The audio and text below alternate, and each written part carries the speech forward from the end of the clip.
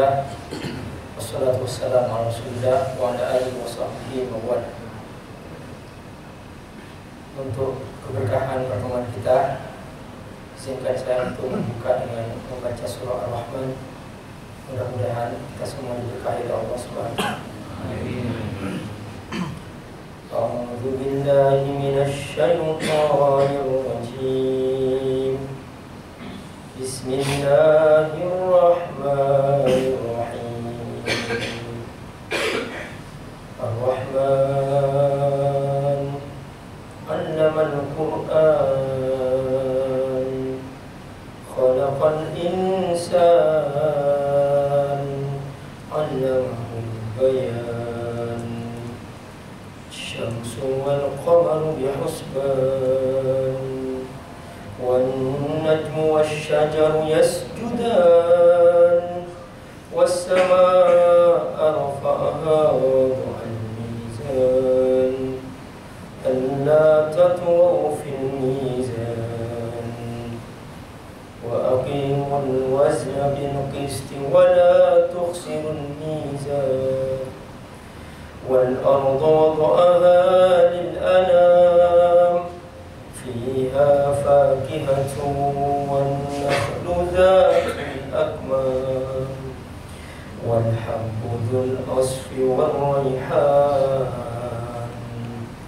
فبأي آلاء ربكما تكذبان خلق الإنسان من صلصال كالفخار وخلق الجان من مارج من نار فبأي آلاء ربكما تكذبان رب المشرقين ورب المغربين فبأي آلاء ربكما تكذبان مرج البحرين يلتقيان بينهما برزخ لا يبغيان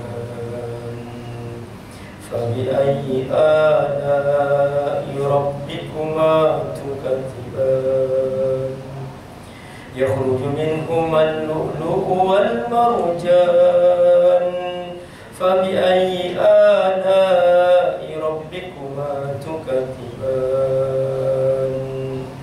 وله الجوار المنشآت في البحر كالأعلام فبأي آلاء ربكما تكذبان كل من عليها فان كل من عليها فان كل من عليها فان ويبقى وجه ربك ذو الجلال والإكرام فبأي آلاء ربكما تكذبان فبأي آلاء ربكما تكذبان.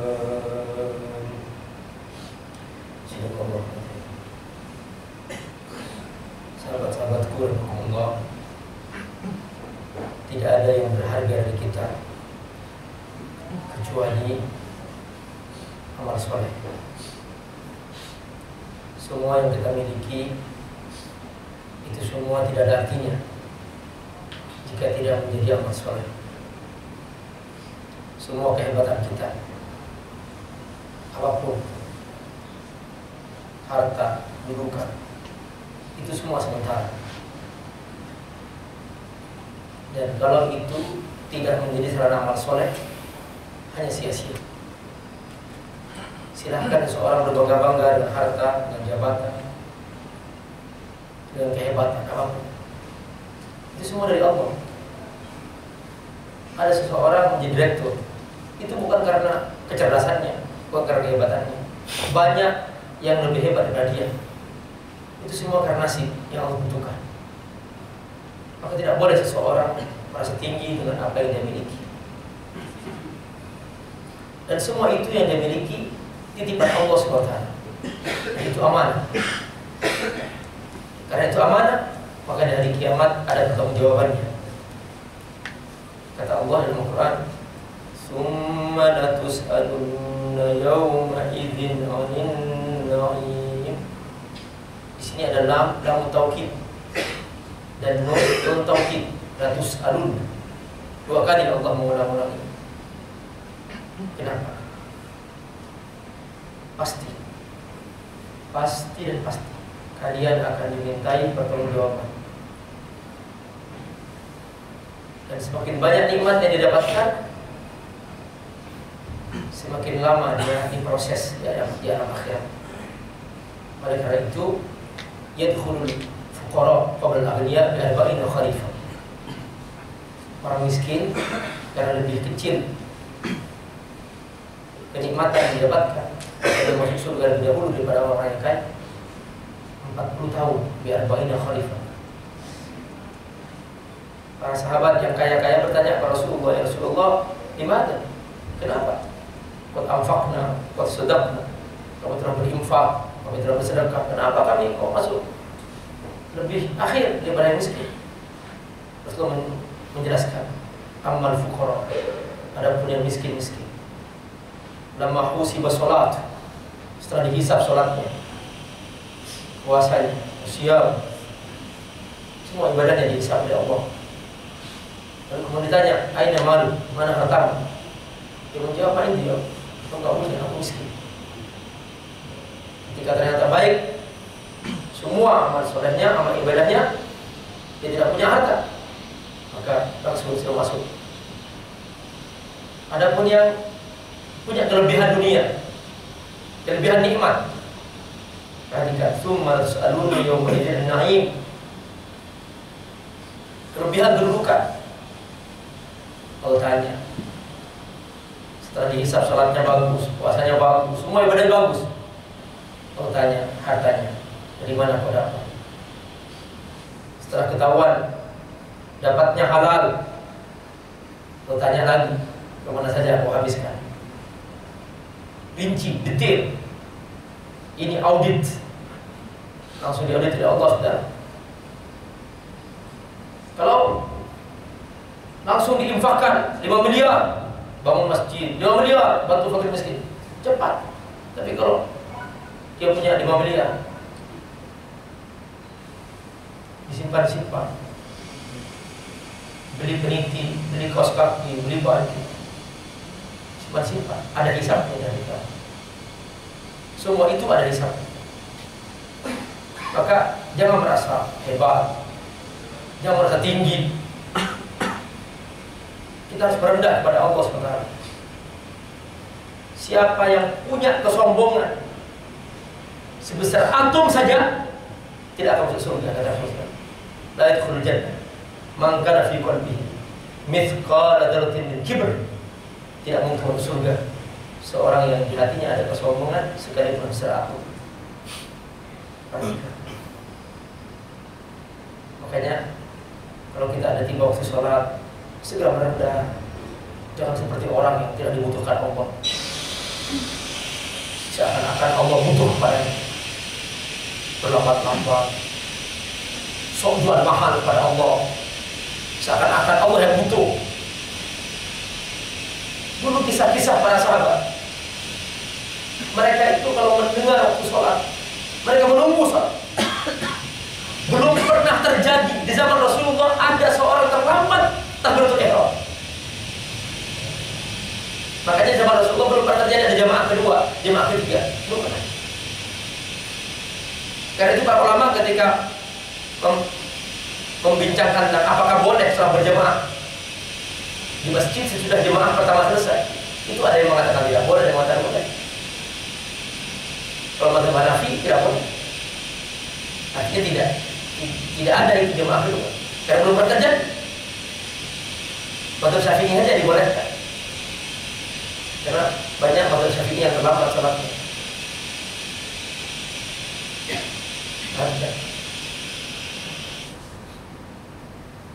Jadi sangat luar biasa kesungguhan, ketawaduan kepada Allah, kerendahan hati.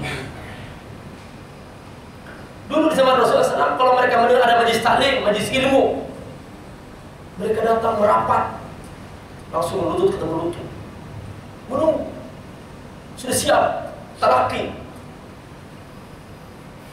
Perhatikan kebutuhan terhadap ilmu Allah.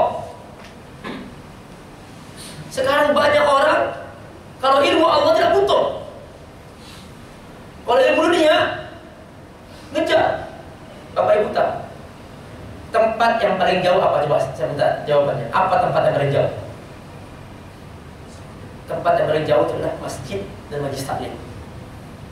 Itu tempat paling jauh. Banyak orang sanggup belajar ke Eropa untuk urusan dunia, ke Amerika, Masya Allah. Tapi kalau ke masjid tidak datang. Saking jauhnya itu masjid. Majlis taklim tidak datang. Saking jauhnya itu majlis taklim.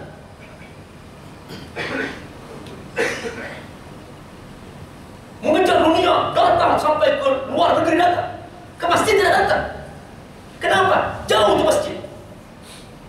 Sampai seperti itu mereka merasa jauh. Majlis ilmu Allah seringkali dianggap tidak penting. Banyak orang bertanya kepada kawannya tentang alamat. Mau pergi ke mana? Mau pergi ke PT Landmark. Tidak tahu alamat. Turun sebelah sini. Tanya, Pak, kemana Pak? Oh, sebelah sana. Tanya sana. Oh, belok kanan Pak. Belok kanan lagi. Tanya lagi, Pak. Mana Pak? Belok kiri lagi Pak. Mana Pak? Takut salah.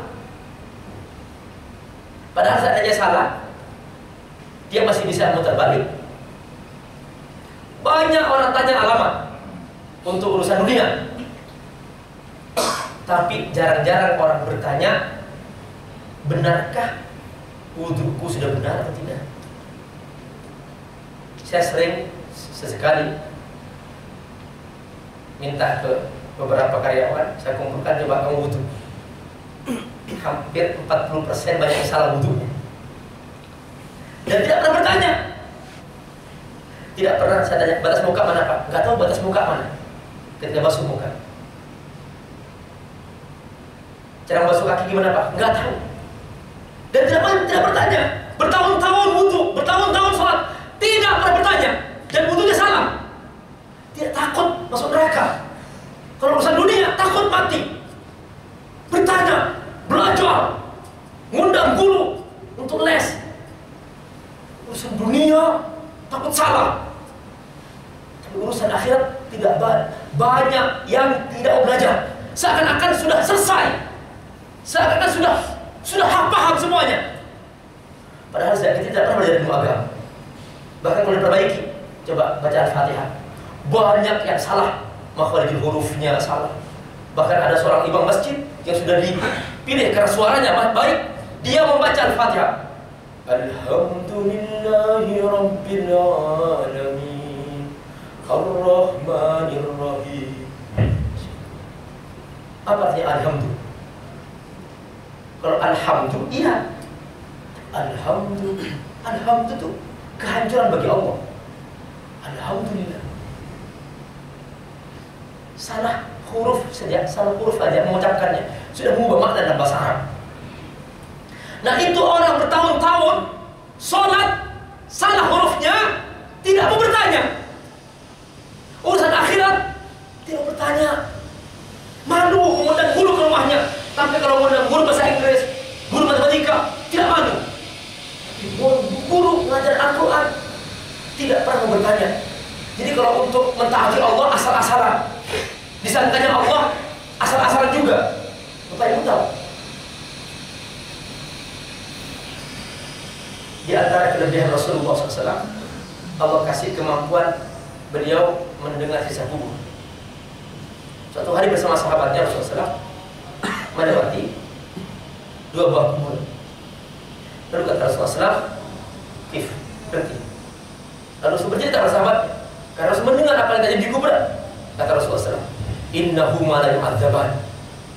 Penghuni kedua kuburan ini tersiksa oleh Allah Subhanahu wa ta'ala. Sahabat kaget. Afala yusolliyan ya Rasulullah? Apakah keduanya ini tidak pernah sholat. Nah, isolian mereka sholat. Afala yusuman Rasulullah? Apa keduanya ini tidak berpuasa? Nah, yusuman mereka puasa. Kata Rasulullah, wa ma yu'adzabani fi kabir.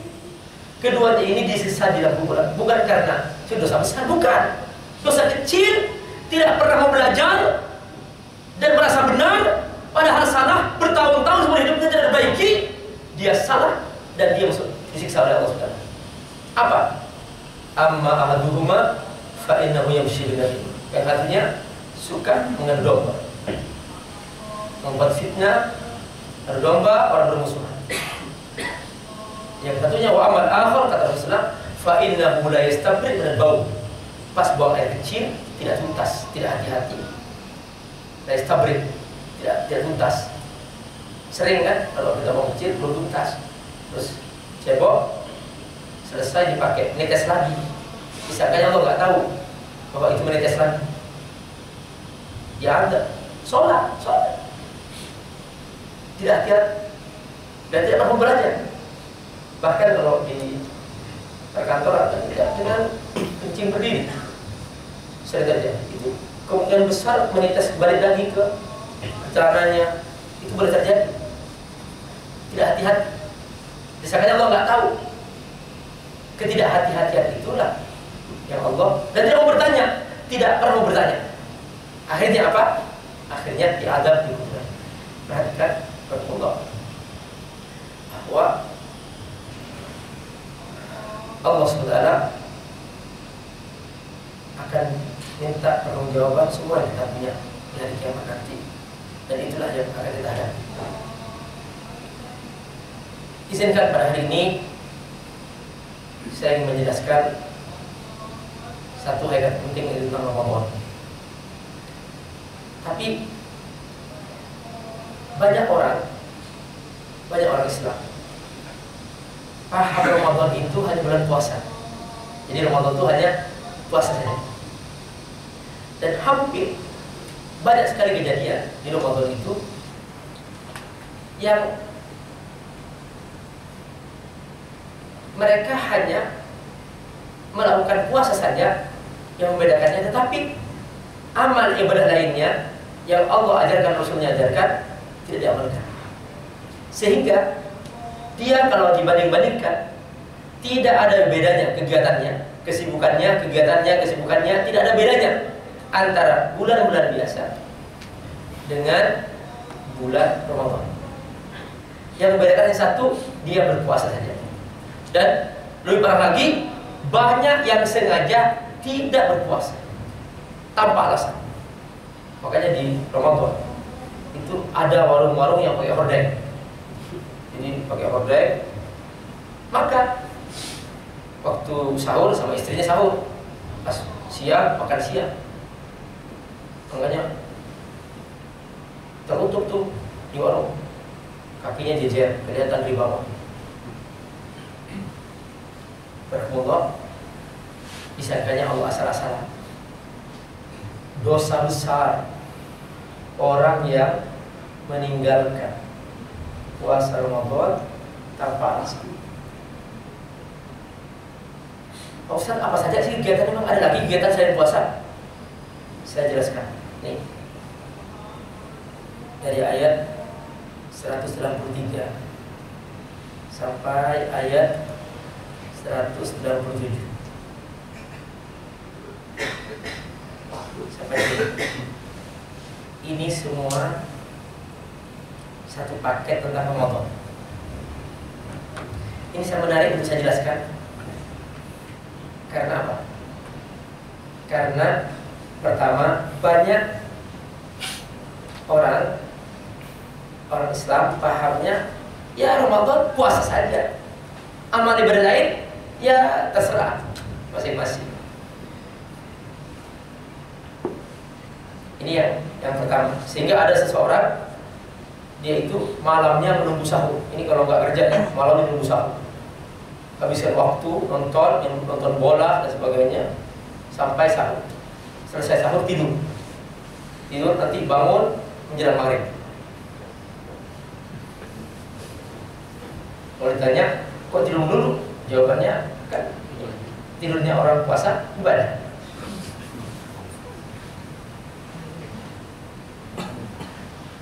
Ada lagi yang selama Ramadan tidak pernah baca Quran. Tidak pernah baca Quran. Disangkanya ya Quran itu ya sekedar amal ibadah biasa aja, nggak penting. Ada lagi yang selama Ramadan dia omongannya sama saja seperti dahulu, suka menggibah, menjelek-jelekkan fulan, dan seterusnya. Berbohong sambil berdagang berbohong. Apa kata Rasulullah? Man lam yada' qawla zur wal amal bihi falaysa lillahi hal fi ayyatin ta'amahu syarab. Orang yang tidak meninggalkan perkataan bohong, perkataan yang menyakitkan orang lain, Allah tidak butuh puasanya. Kok begitu? Iya. Karena pahala puasanya habis dimakan oleh dosanya.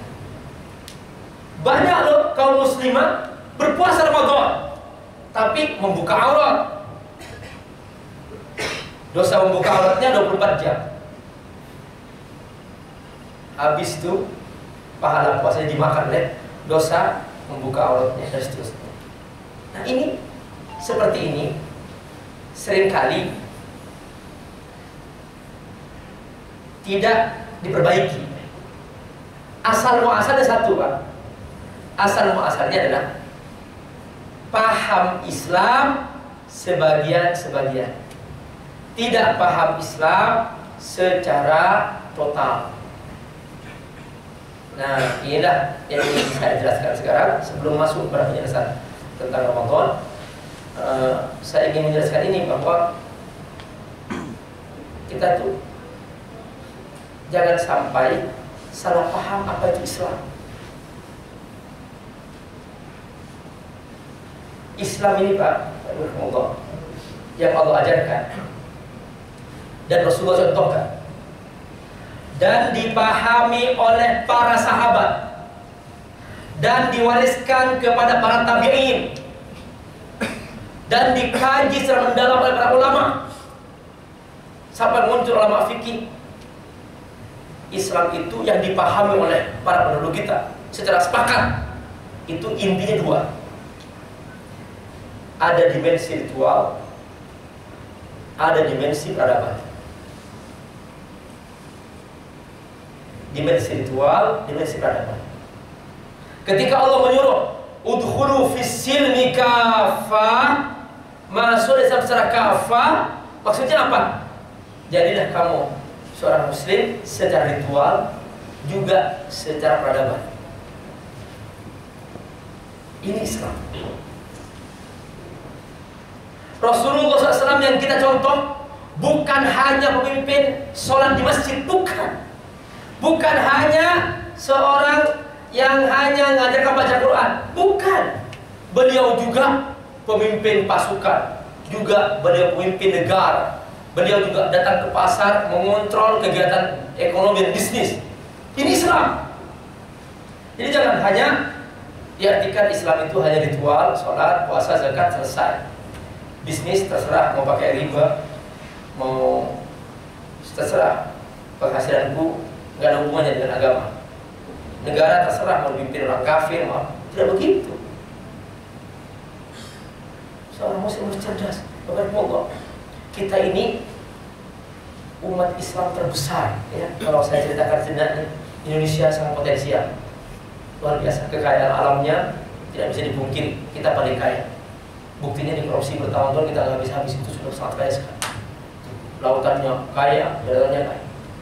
Yang kedua potensinya itu SDM-nya, ini SDM terbesar dan Indonesia ini luar biasa, punya tenaga manusia sampai lebih, ya, sampai dikirim ke luar negeri, sampai banyak bekerja di negara-negara lain, saking lebihnya tenaga kita. Bukan tidak cerdas, mereka cerdas-cerdas. Masjidnya dihitung lebih dari 700.000 masjid. Masya Allah, luar biasa. belum lagi majlis taklim, belum lagi mushola, masya Allah, itu banyak sekali kita potensi. Belum lagi potensi zakat. Kita ini sangat luar biasa. Hanya tinggal satu saja.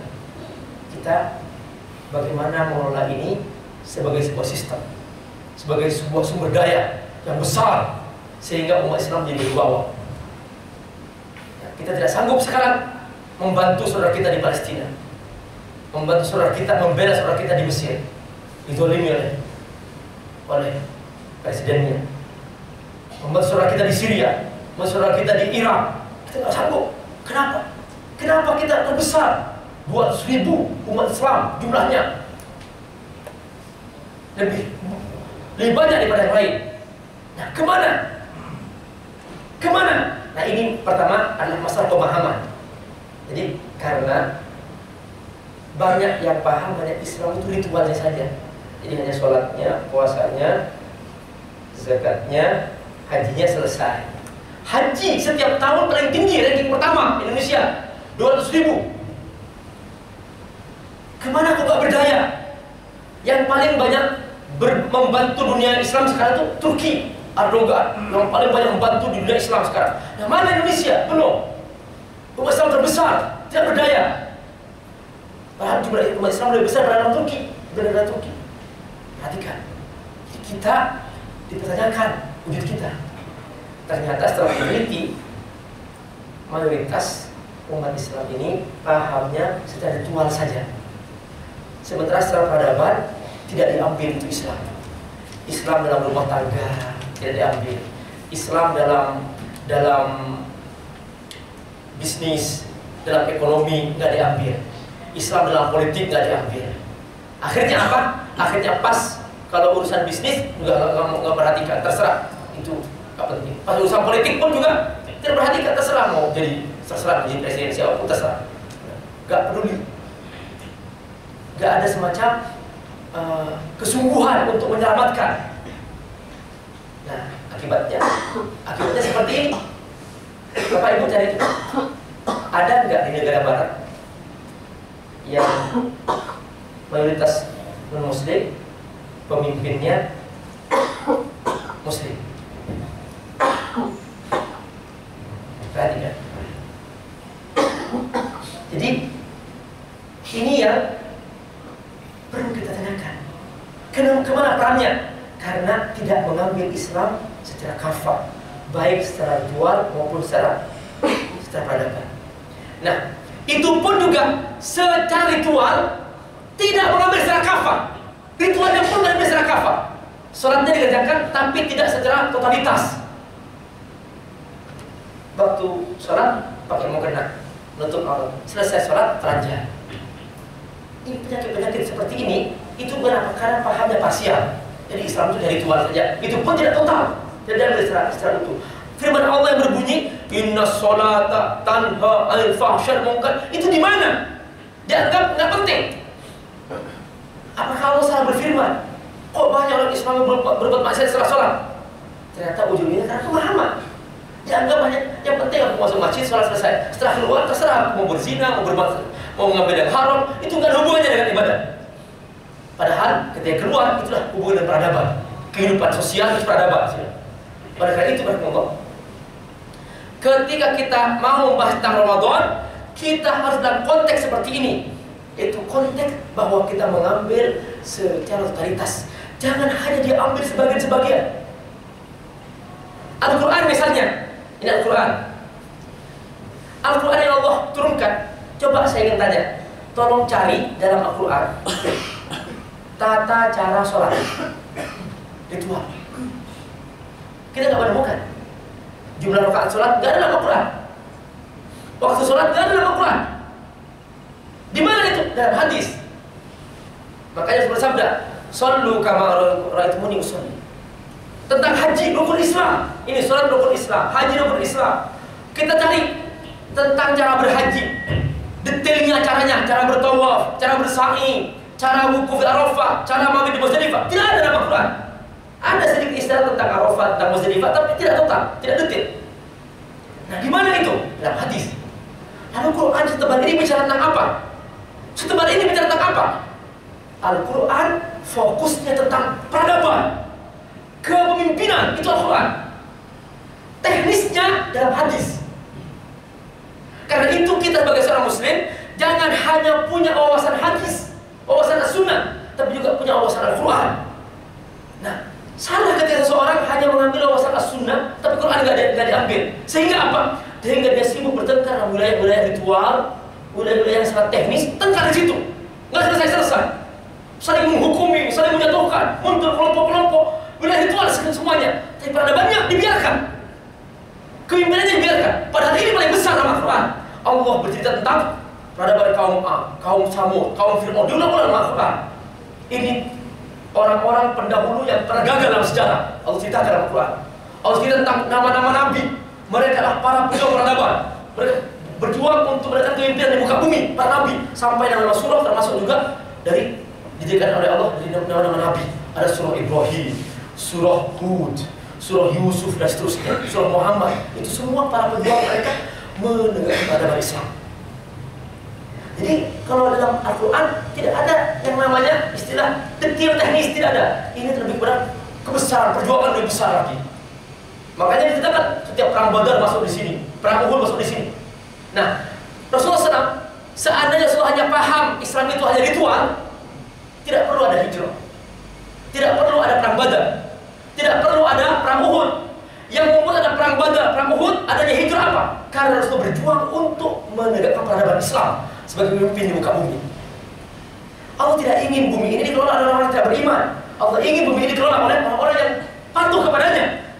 Coba saya tanya, rahimahullah, kalau kita punya perusahaan, mau nggak mengangkat pegawai yang dia memusuhi kita?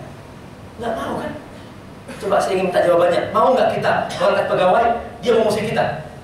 Tidak mau kan? Nah, coba saya tanya, Allah suka nggak kira-kira kalau yang mengelola bumi ini orang yang tidak beriman? Allah tidak suka. Makanya manusia pertama yang Allah tugaskan memimpin di bumi, Nabi. Makanya setelah ini pertarungan berlangsung sampai sekarang, perebutan kepemimpinan. Itulah namanya peradaban. Karena itulah Al-Quran, rahimahullah, ini semua bicara tentang peradaban, kepemimpinan. Coba saya ceritakan surat Al-Baqarah. Ini intinya deklarasi kepemimpinan. Ini ja'alun fil ardi khalifah. Kalau kasih contoh, setelah itu dalam surat Al-Baqarah, intinya pemimpin yang gagal, Bani Israil. Allah ceritakan ini gagal. Pemimpin yang sukses, Tolu. Pemimpin yang sukses, Ibrahim dalam surat Al-Baqarah. Setelah itu surah Ali Imran. Surah Ali Imran adalah tentang prinsip seorang pemimpin, bahwa dia harus teguh pendirian. Dia harus punya wawasan ke depan, bukan teknis, wawasan ke depan. Dia punya bagaimana membangunkan negara yang menjadi sebuah negara yang berwibawa, berwawasan ke depan. Itu dia surat Ali Imran. Kemudian surah An-Nisa, bahwa di antara tugas pemimpin adalah melindungi orang-orang yang lemah. Makanya wanita, An-Nisa, itu intinya semua kisah-kisah tentang orang lemah dalam surah An-Nisa. Itu tugas kepemimpinan. Terus berlarut seperti itu. Itulah Al-Quran. Nah, kenapa kok dalam surah Ali Imran dan dalam surah Al-Baqarah kok ada tentang Ramadan detail? Ada apa? Salat detailnya dalam sunnah, haji dalam as-sunnah. Kenapa Ramadan kok dalam Al-Quran detailkan oleh Allah SWT? Karena ibadah Ramadan adalah ibadah peradaban. Jadi kalau sholat adalah ibadah komitmen kehambaan, kalau haji adalah ibadah komitmen ukhuwah, persaudaraan, kalau zakat komitmen sosial, tapi Ramadan komitmen peradaban. Makanya Allah langsung menjelaskan dalam Al-Quran. Setiap yang berkaitan dengan penegakan peradaban, Allah detailkan dalam Al-Quran. Termasuk harta. Harta termasuk perjuangan peradaban. Makanya harta Allah detailkan dalam Al-Quran. Belum pernah Allah detail sedetil harta. Padahal seandainya kalau kita berbicara tentang bahasa, masih lebih gampang menyebutkan jumlah rakaat sholat. Rakaat, 2 rakaat, 4 rakaat, 4 rakaat, dibanding dengan pembagian harta warisan. Harta warisan 1/2, 1/4, 1/8. Masya Allah, detail sekali dalam Al-Quran. Kenapa? Karena harta termasuk bagian peradaban Islam. Makanya para ulama sampai membahas tentang buku fikih Kitabul Amwal. Nah, mari kita lihat. Saya tentu akan menjelaskan sini karena panitia saya sudah ditinggal buku saku, sudah di panitia sudah ada semuanya, tinggal dibagi-bagi oleh panitia, insyaallah. PT Landmark ya, sudah pesan buku saku khusus saya bikinkan, kemudian sudah ada dicetak oleh panitia, mungkin dikasihkan besok atau besok saya nggak tahu. Sebaiknya mungkin dikasihkan segera karena di dalamnya ada bimbingan sebelum masuk Ramadan. Itu kalau masuk dikasih setelah Ramadan itu kelewat, sudah nggak mengamalkan kawan-kawan yang nanti masuk Ramadan itu saya termasuk saya siapkan di situ dalam buku itu. Nah, perhatian di sini saya ingin ceritakan sejenak saja kegiatan Ramadan. Pertama kata Allah, ya ayyuhalladzina amanu. Kalau masuk Ramadan harus dengan semangat iman. Semangat iman. Kita bahagia, kita bangga, senang dengan Ramadan. Bukan seperti orang yang keberatan. Seperti orang yang ketakutan, puasa lagi. Tidak, senang kita masuk Ramadan. Semangat iman. Ya ayyuhalladzina amanu. Kata Allah apa? Hanya yang punya iman yang undang. Kalau nggak punya iman jangan ikut-ikutan, kata Allah. Allah hanya butuh mengundang yang punya iman. Yang kedua, kutiba alaikumusiyam. Program yang kedua, melaksanakan puasa. Nah, puasa ini rukun. Bukan berarti kita tidak rukun, bukan.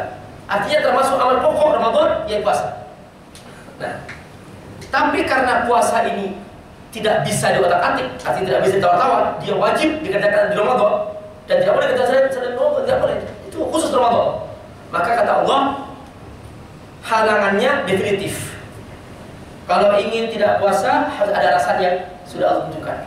Apa ya alasannya? Di antaranya sakit. Faman kana minkum maridun. Yang kedua safar, au ala safar. Tapi wajib mengganti. Fa'iddatum min ayyamin ukhra. Alasan ketiga kata Allah karena ketuaan, dia tidak mampu membayar berpuasa sama sekali, maka dia wajib bayar fidyah. Allah firman, wa 'alal ladzina yutiqunahu fidyatun tu'amu miskin.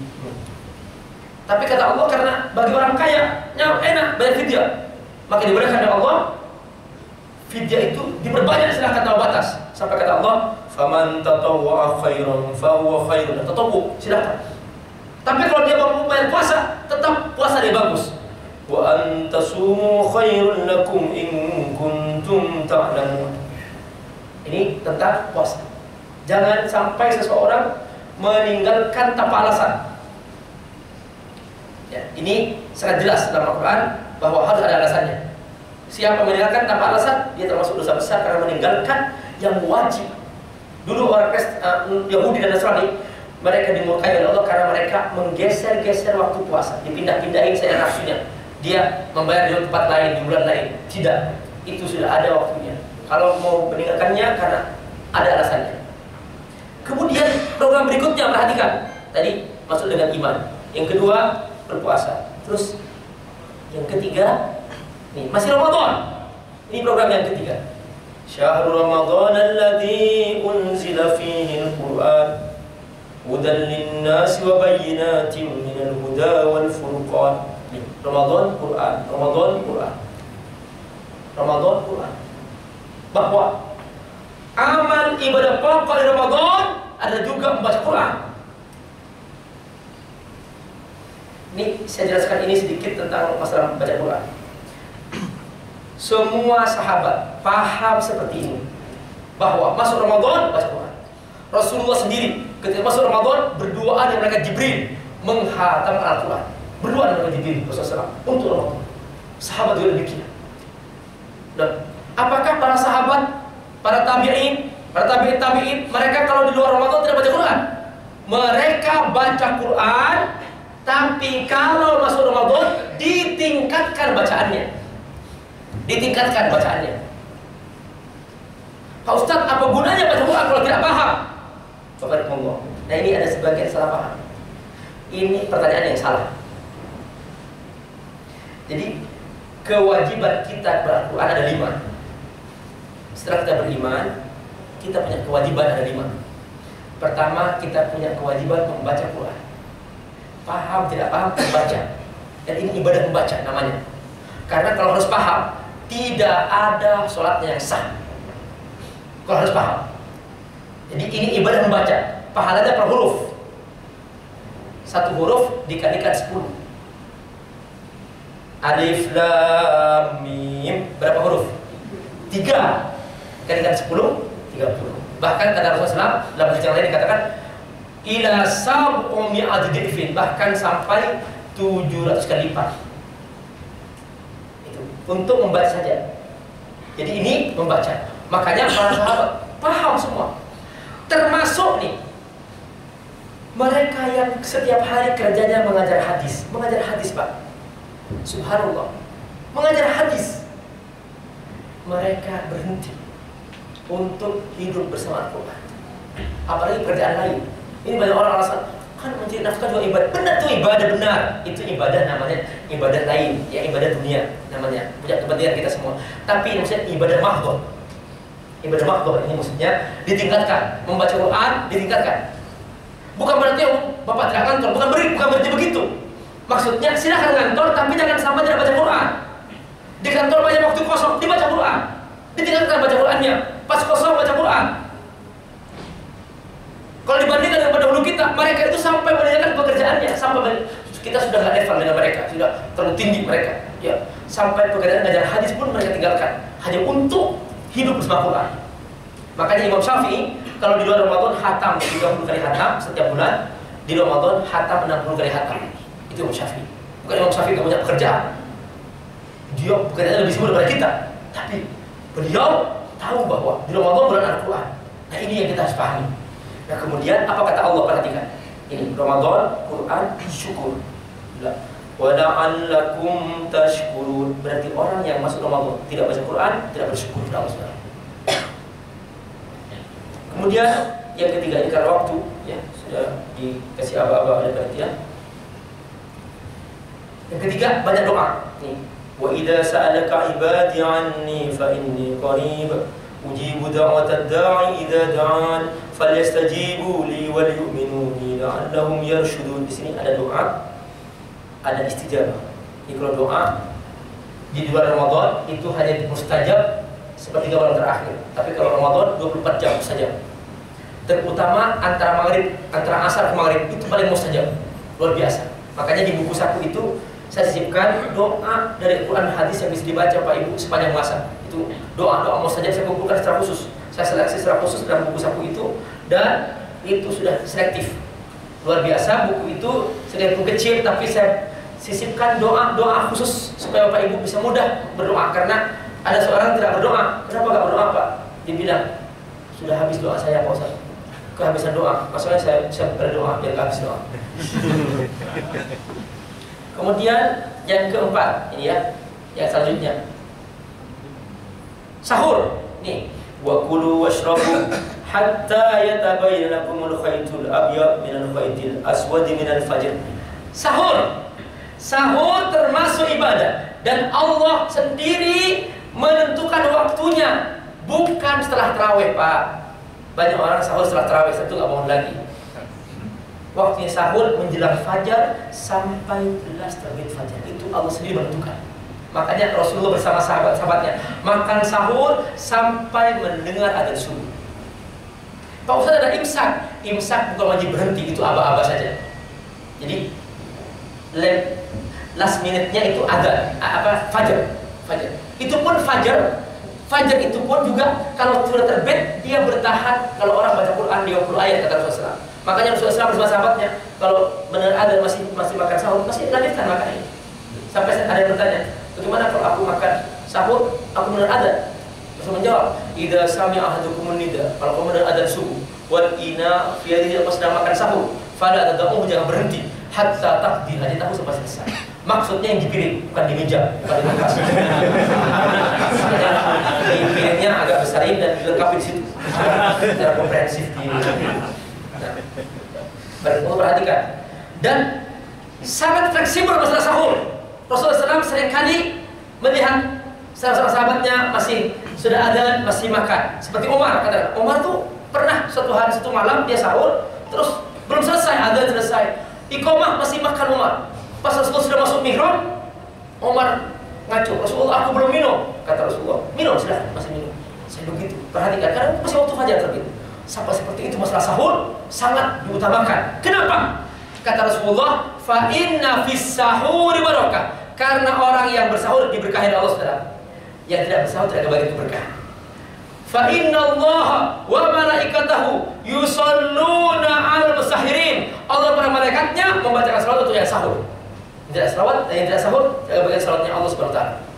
Sampai ada orang kata Rasulullah, aku malas bersahur. Kata Rasulullah, walau julatan mimma, sekaligus seteguk air minum. Minum, yang penting kamu kebagian keberkahan. Ada orang mengatakan, aku malas sahur. Kata Rasulullah, orang yang sengaja tidak sahur, dia telah berpuasa seperti orang Yahudi dan Nasrani. Faslun ma baina siyamina wa siyami ahli kitab akal sahur. Yang membedakan antara puasa kami dan puasa orang Yahudi dan Nasrani adalah makan sahur. Perhatikan, ini termasuk ibadah penting di Ramadan. Kenapa kok penting? Karena Allah ingin hamba-hambanya punya kebiasaan seumur hidupnya bangun sebelum fajar. Ini pendidikan. Allah tidak ingin ada hamba Allah sholat subuhnya digabung dengan sholat duha, namanya sholat dubuh, namanya sholat di orang duhi. Masya Allah. Allah, kita harus belajar rapi di Ramadan. Puncaknya apa? Wala tubashiruhunna wa antum akifuna fil masajid. Apa puncaknya? I'tikaf di masjid. Ini puncaknya, perhatikan. 10 terakhir Ramadan. Bahkan perhatikan di sini ayatnya. Di sini Allah kasih tahu, jangan kau melakukan hubungan istrimu ketika kamu i'tikaf di masjid. Ayat sebelumnya, uhilla lakum at-tasyab, dibolehkan kau malam hari bersama istrimu. Siang nggak boleh. Jadi saya akan mengatakan apa? Perhatikan.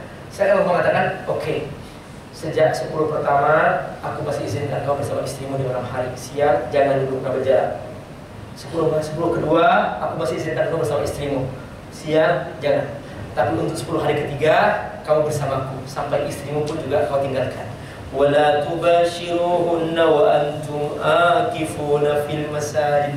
I'tikaf di masjid.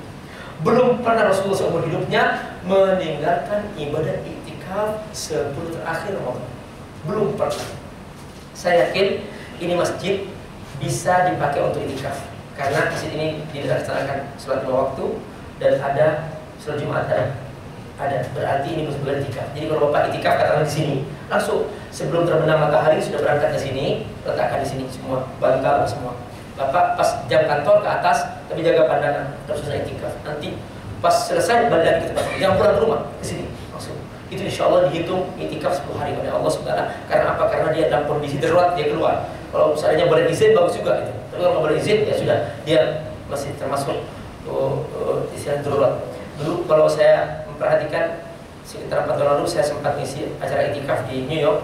Itu para jamaah itu sudah mengkondisikan sejak tahun lalu. Jadi acara cutinya mereka nggak diambil, tunggu diambil di Ramadan. Jadi pas cuti nggak diambil, no, saya ambil di Ramadan aja. Maka ketika saya menghadiri i'tikaf, yang i'tikaf itu di Islamic Center of New York itu 3.000 orang. Masya Allah, saya kaget. Ya Allah, kok bisa? Ternyata mereka memang sudah mempersiapkan setahun sebelumnya. Insya Allah tahun depan, mulai tahun depan kalau cuti jangan diambil, ambil di Ramadan, biar bisa i'tikaf. Itu salah satu hal penting. Kenapa ini termasuk ibadah pokok di Ramadan, yaitu i'tikaf masjid. Saya nggak tahu sampai di sini kok berubah ayatnya. Ya, wala tubashiruhunna wa antum akifuna fi fantura. Saya ada fantura di sini. Jangan berubah ayatnya. Ayatnya sudah masalah. Terus juga ada lagi yang mengubah di sini. Wala tubashiruhunna wa antum akifuna fil mall. Ada yang di mall. Akhirnya bayarnya zakat mall, bukan zakat mal. Perhatikan barakallah. Penutup ayat nih. La'allahum yattaqun. Pembukaannya. La'allakum tattaqun. Subhanallah. Satu paket. Kenapa beritikaf? Untuk membantu supaya dia semakin mudah dapat malam Lailatul Qadar. Karena dengan itikaf akan dimudahkan oleh Allah dapat bagian Lailatul Qadar. Makanya untuk Lailatul Qadar Allah turunkan surah khusus nama surah Al-Qadar karena saking istimewanya malam ini. Sebab apa? Di malam itu orang yang beribadah di malam itu dia telah mendapatkan pahala, bonus pahala dibanding dengan pahala ibadah seseorang seumur hidupnya jika usianya 1000 tahun. 1000 bulan, usia 1000 bulan. Dia usia 1000 bulan itu selama 83 tahun. Itu 1000 bulan sama dengan 83 tahun. Jadi kalau ada orang seumur hidupnya dia beribadah, tidak cari nafkah, tidak pergi, tidak tidur, pokoknya ibadah terus selama 83 tahun, pahala ibadahnya masih kalah ini dibanding dengan pahala ibadah dengan malam Lailatul Qadar. Nah, kalau kita nggak kebagian Pak, kita rugi. Seperti tidak kebagian Ramadan, tidak kebagian Ramadan. Masya Allah, ini puncaknya. Jadi setiap acara ada puncaknya. Maka ini puncaknya. Banyak orang puncaknya nggak kebagian. Ya Allah, puncaknya tidak kebagian. Malah ini puncak tidak kebagian. Tidak hadir di acara puncak itu. Haji ada puncaknya. Apa? Wukuf di Arafah. Karena di situ pembagian hadiah, yaitu pembebasan dari neraka. Ramadan, Lailatul Qadar puncaknya. Pas Lailatul Qadar nggak datang. Vivantura kan? Allah. Ya, semoga Allah berkahi. Semoga khairan. Mohon kepada panitia biar bapak-bapak ini bisa membaca buku itu. Insyaallah semoga Allah memudahkan. Wassalamualaikum warahmatullahi wabarakatuh. Maaf sebelum ini Barakallah, butuh persiapan ya, butuh persiapan. Ini sudah ada bukunya ya. Butuh persiapan Pak untuk nih, di situ ada buku itu. Pada bulan Syawal Barakallah, Bapak Ibu memperbanyak puasa, bulan Syaban. Pada bulan Syaban Barakallah memperbanyak puasa sunnah. Ya, banyak puasa sunnah ya. Kemudian di bulan Syawal tambah 6 hari supaya kita lengkap puasa setahun. Itu dia, karena setiap puasa targetnya 1 tahun, maka kita perbanyak puasa. Terakhir Barakallah, supaya Bapak Ibu nih, Bapak Ibu ini sudah pulang semua nih.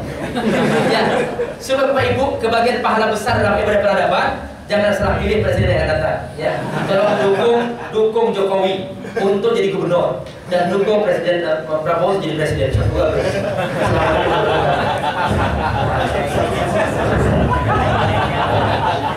Alhamdulillah, kita bersama-sama mengikuti kajian Tafsir Ramadan yang pada hari ini diisi oleh Dr. Mirza Safan. Insyaallah mudah-mudahan pada selanjutnya beliau bisa dapat, tapi sayang beliau sudah akan pergi umrah ya. Terima kasih.